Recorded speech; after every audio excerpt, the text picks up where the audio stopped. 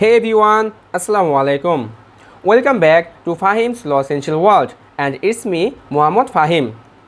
I hope you are well with your loving family members by the grace of Almighty Allah. I am also well, Alhamdulillah. So, dear learners, আজকে আমার আলোচনার বিষয়বস্তু হচ্ছে the tenancy by holding over. Tenancy by holding over এটা বোঝার আগে আমাদেরকে বুঝতে হবে যে টেনেন্সি বাই হোল্ডিং ওভার এটা কোন বিষয়ের সঙ্গে সম্পর্কযুক্ত। এটা হচ্ছে মূলত লিজের সঙ্গে সম্পর্কযুক্ত। এখন লিজটা আবার কি? লিজটা হচ্ছে a transfer of right to enjoy such property. এখানে সাচ প্রপার্টি বলতে বোঝানো হচ্ছে যে একজন ট্রান্সফারার কী করেছেন, তার যে জমিটা আছে ওই জমিটা তিনি লিজ দিয়েছেন, অ্যান্ড এই জমির উপর যে তার রাইটটা ছিল, অর্থাৎ এই জমিটা ভোগ করার যে তার রাইটটা ছিল, এই রাইটটা কী করতেছে, তিনি ট্রান্সফার করতেছে to the transferee. Okay, for a specified period of time, অর্থাৎ একটা নির্দিষ্ট সময়ের জন্য। এটা হতে পারে 2 বছর, 5 বছর কিংবা 6 month. And for a consideration of A price, একটা প্রাইজের কনসিডারেশনের মাধ্যমে। প্রাইসটা হতে পারে এখানে টাকা পয়সা হতে পারে, কোনো ক্রপস হতে পারে, সার্ভিস হতে পারে, অথবা যে কোনো কিছু হতে পারে যেটা কিনা একটা মূল্য রয়েছে। এটা প্রদান করবে কি? এটা প্রদান করবে লিজি অথবা ট্রান্সফারি টু দি ট্রান্সফারার অথবা লিজর। এখানে লিজর বা ট্রান্সফারার বলতে বোঝানো হচ্ছে দাতা, অর্থাৎ যিনি তার প্রপার্টিটা কী করেছেন, লিজ দিয়েছেন। আর এখানে ট্রান্সফারি অথবা লিজি বলতে বোঝানো হয়েছে সেই ব্যক্তি যিনি কিনা ওই লিজ প্রপার্টিটা কী করেছেন, গ্রহণ করেছেন। লিজের মাধ্যমে মূলত যে বিষয়টা করা হচ্ছে, এখানে যে রাইট টু পজিশনটা আছে, এই পজিশনটা কী করা হচ্ছে, ডেলিভারি করা হচ্ছে for a certain period of time in consideration for a price. আশা করি আপনারা লিস্টটা বুঝতে পেরেছেন। এখন আসি আজকে আমাদের আলোচনার যে মূল বিষয়, অর্থাৎ tenancy by holding over. Tenancy by holding over এটা বেয়ার অ্যাক্টে যাওয়ার আগে এই কনসেপ্টটা আগে আমাদেরকে বুঝতে হবে। যদি আমরা এই কনসেপ্টটা বুঝতে পারি তাহলে বেয়ার অ্যাক্টের যে প্রভিশনটা আছে ইজিলি আমরা ধরতে পারবো অ্যান্ড ইজিলি আমরা বুঝতে পারবো। না, ফর এক্সাম্পল এই বিষয়টা বোঝানোর জন্য আমি একটা এক্সাম্পল দিচ্ছি। ধরুন দুইজন person, female person, Mrs momo and Mrs Sania. Mrs মোমোর একটা বাগান রয়েছে, 20 বিঘা জমির একটা আপেলের বাগান রয়েছে। এখন মিসেস মোমো কী করলো, এই আপেলের বাগানটা লিজ দিল 5 বছরের জন্য টু দি মিসেস সানিয়া। এই মর্মে যে প্রতি মাসে মাসে কী করবে, মিসেস সানিয়া মোমোকে 20,000 করে টাকা প্রদান করবেন। আশা করি এই ফ্যাক্টটা বুঝতে পেরেছেন। না, পরবর্তী যে বিষয়গুলো, এখন দেখা গেল এখানে লিজ দিয়েছিল মিসেস মোমো মিসেস সানিয়াকে 5 বছরের জন্য তার যে আপেল বাগানটি আছে ওই আপেল বাগানটি লিজ দিয়েছিল। এখন দেখা গেলো এই 5 বছর শেষ হয়ে গেছে, অর্থাৎ সম্পূর্ণ হয়ে গেছে। এখন জেনারেল রুল কি? জেনারেল রুল হচ্ছে যে এখানে মিসেস সানিয়ার উচিত, যেহেতু তার 5 বছর এখানে পজিশনটা শেষ হয়ে গেছে, অর্থাৎ সে যে এখানে ভোগ দখলে ছিল তার যেহেতু 5 বছর এখানে শেষ হয়ে গেছে টেনিউরটা, তার উচিত এই আপেলের বাগানটা মোমোকে ফেরত দেওয়া। যদি ফেরত না দেয়, কী করলো, 5 বছর শেষ হয়ে গেছে, তারপরেও যদি মিসেস সানিয়া ওই প্রপার্টিটা ভোগ করতে থাকে অ্যান্ড মিসেস মোমো এখানে কোনো কনসেন্ট না দেয়, এক্সপ্রেসলি হোক অথবা ইমপ্লাইডলি হোক, যে তুমি এই বাগানটি ভোগ করো, তাহলে এটা কী হয়ে যাবে, ইলিগ্যাল ট্রেসপাস হয়ে যাবে। আর যদি এটা ইলিগ্যাল ট্রেসপাস হয়ে যায়, সেক্ষেত্রে মোমো উইদাউট এনি নোটিস যে কোনো সময় মিসেস সানিয়াকে ওই বাগান থেকে কী করতে পারবে, বেদখল করতে পারবে। বাট যদি 5 বছর শেষ হয়ে যাওয়ার পরেও মিসেস সানিয়া ওই বাগানটা ভোগ করতে থাকে অ্যান্ড মিসেস মোমো অথবা তার পক্ষ থেকে তার অথরাইজকৃত কোনো লিগ্যাল রিপ্রেজেন্টেটিভ অথবা যে কোনো ব্যক্তি যদি মিসেস সানিয়ার কাছ থেকে কী করে, প্রতি মাসে 20,000 করে টাকা গ্রহণ করতে থাকে, এটার মানে কি, সে প্রতি মাসে যে 20,000 করে টাকা গ্রহণ করছে, এটার মানে হচ্ছে সে এটা ইমপ্লাইডলি কি কনসেন্ট দিয়ে দিয়েছে যে মিসেস সানিয়া আপনি এই বাগানের কী থাকেন, দখলেই থাকেন, কিন্তু আপনি আমাকে ওই প্রতি মাসে 20,000 করে টাকা দিতে থাকেন। অথবা যদি সে এক্সপ্রেসলি বলে দেয় যে মিসেস সানিয়া 5 বছর তো শেষ হয়ে গেছে, তো কোনো সমস্যা নেই, আপনি এই বাগানের কী থাকেন, পজিশনে থাকেন, বাট আমাকে যে আগে প্রতি মাসে 20,000 করে টাকা দিতেন ওই 20,000 করে টাকা দিবেন, তাহলে এটা কী হয়ে যাবে, automatically tenancy by holding over হয়ে যাবে। বুঝতে পেরেছেন? বিষয়টা ক্লিয়ার করার জন্য আমি আরেকবার রিপিট করছি। অর্থাৎ এখানে যে মিসেস মোমো মিসেস সানিয়াকে কী দিয়েছিল, একটা প্রপার্টি, অর্থাৎ আপেলের বাগানটা কী করেছিল, এখানে লিজ দিয়েছিল ফর 5 ইয়ার্স। 5 ইয়ার্স শেষ হয়ে গেলে যদি মিসেস সানিয়া ওই প্রপার্টির দখলে থাকে অ্যান্ড ওই দখলে থাকার বিনিময়ে কী করেন, প্রতি মাসে 20,000 করে টাকা মিসেস মোমো অথবা তার পক্ষ থেকে তার কোনো লিগ্যাল রিপ্রেজেন্টেটিভ ওই 20,000 টাকা গ্রহণ করেন, তাহলে এটা অটোমেটিক্যালি কী হয়ে যাবে, টেনেন্সি বাই হোল্ডিং ওভার হয়ে যাবে।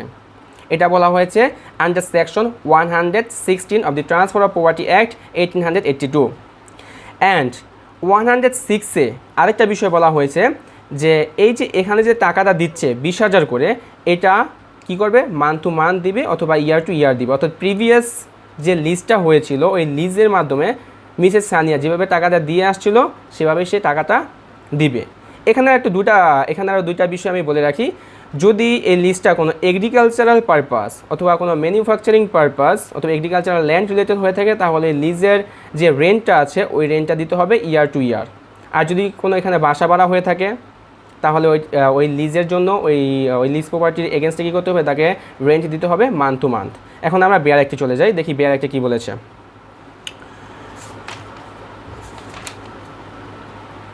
বেয়ার একটি বলেছে under section 116 of the transfer of property act 1882 if A lessee or a under lessee, এখানে লিজি বলতে মিসেস সানিয়াকে বোঝানো হচ্ছে, অর্থাৎ যে লিজটাকে কী করেছিল, গ্রহণ করেছিল। অর আন্ডার লিজি বলতে বোঝানো হচ্ছে এখানে মিসেস সানিয়া কী করছেন, অন্য আরেকজন ব্যক্তিকে ওই প্রপার্টিটা কী করেছেন, ভাড়া দিয়ে দিয়েছেন অথবা লিজ দিয়ে দিয়েছেন। Of property remains in possession thereof after the determination of the lease granted to the lessee, অর্থাৎ যদি পজিশনে থাকে after the termination of the tenure, অর্থাৎ এখানে যে কী করা হয়েছিল 5 বছরের জন্য লিজটা দেওয়া হয়েছিল, এই 5 বছর পরে যদি কি পজিশনে থাকে। And the lessor or his legal representative accept rent from the lessee or under lessee, এবং যদি লিজর অর্থাৎ মিসেস মোমো অথবা তার কোনো লিগ্যাল রিপ্রেজেন্টেটিভ কী করে, অ্যাকসেপ্ট করে কোনো rent from the lessee or under lessee or otherwise accent to his containing in position, অথবা কী করে তারা সম্মতি দেয়, মিসেস মোমো কী করে সম্মতি দেয় যে তুমি কী করো এখানে পজিশনে থাকো। The lease is in the absence of an agreement to the contrary, অর্থাৎ যেহেতু এখানে কোনো কী হয় নাই, কোনো কন্ট্রাক্ট করা হয় নাই অথবা কোনো এগ্রিমেন্ট করা হয় নাই, রিনিউড হবে from year to year or from month to month according to the purpose for which the property is leased as specified in section 106। অর্থাৎ এখানে কী বলা হয়েছে, যেহেতু এখানে কোনো কন্ট্রাক্ট করা হয় নাই, কোনো এগ্রিমেন্ট করা হয় নাই, তাহলে এই লিস্টটা কী হয়ে যাবে, ইয়ার টু ইয়ার অথবা মান্থ টু মান্থ এটা কী হবে, রিনিউ হবে। এটা কোথায় বলা হয়েছে, under section 106 of the transfer of property act 1882। এখানে দুইটা ইলাস্ট্রেশন দেওয়া আছে, খুব ইম্পর্টেন্ট ইলাস্ট্রেশনটা আমি বলছি।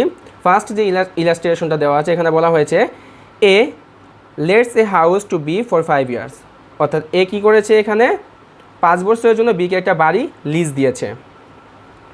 B underlets the house to C at a monthly rent of টাকা 100। এখানে বি আবার কী করলো, সিকে মান্থলি 100 টাকা রেন্টে কী করে দিয়েছে, ওইটা আবার ভাড়া দিয়ে দিয়েছে। দি 5 ইয়ার্স এক্সপায়ার, অর্থাৎ 5 ইয়ার্সের জন্য লিস্টটা দেওয়া হয়েছিল, 5 ইয়ার্স সম্পূর্ণ হয়ে গেছে। But C continuous in possession of the house and pays the rent to A, but কিন্তু এখানে কী করতেছে, C continuously after the 5 years সে পজিশনে আছে এবং এই পজিশনে থাকার বিনিময়ে তিনি কী করছেন, প্রতি মাসে মাসে 100 করে টাকা কাকে দিচ্ছেন, এ কে দিচ্ছেন। C's lease is renewed from month to month, এবং এখানে ধরে নেওয়া হবে যে লিজটা কী হবে, মান্থ টু মান্থ রিনিউ হবে। আর এখানে C tenancy by holding over কী হয়ে যাবে, টিনান্ট হয়ে যাবে, অর্থাৎ একজন লিজি হয়ে যাবেন। এক্সাম্পল বি যে বিষয়টা বলা হয়েছে, A lends a farm to B for the life time of C, অর্থাৎ এ কী করলো, একটা ফার্ম কী করেছে, ভাড়া দিয়েছে, কাকে দিয়েছে, বিকে দিয়েছে, যে সি যতদিন যাবৎ বেঁচে আছে তুমি ওই ফার্মটি কি পজিশনে থাকবা। সি ডাইস, অর্থাৎ সি মারা গেল, but B continues in possession with A's assent, C মারা গেছে কিন্তু বি তবুও কি আছে, পজিশনে আছে with the assent of A, অর্থাৎ এ এখানে সম্মতি দিয়েছে, সি যেহেতু মারা গেছে সমস্যা নেই, তুমি এখানে কী থাকো, পজিশনে থাকো। B's lease is renewed from year to year, এখানে বি এর লিস্টটা কী হবে, ইয়ার টু ইয়ার রিনিউ হবে। আমি প্রথমে কী করেছিলাম, দুইটা কন্ডিশন বলেছিলাম না, যদি এগ্রিকালচার ল্যান্ড হয় অথবা ম্যানুফ্যাকচারিং কোনো ল্যান্ড হয় অথবা কোনো ফার্ম হয়, সেই ক্ষেত্রে লিস্টটা কী হবে, ইয়ার টু ইয়ার রিনিউ হবে। আর যদি কোনো বাসা ভাড়া হয়ে থাকে, যে কোনো একটা বাসা কী করা হয়েছে, লিজ দেওয়া হয়েছে, সেই ক্ষেত্রে ওই লিস্টটা কী হবে, মান্থ টু মান্থ রিনিউ হবে। আশা করি আপনারা টেনেন্সি বাই হোল্ডিং ওভার বুঝতে পেরেছেন। If you have any questions regarding my today's lesson or any further queries, please let me know in the comment below. Also, if you enjoy this video, don't forget to click the like button. Have a beautiful day. See you next time.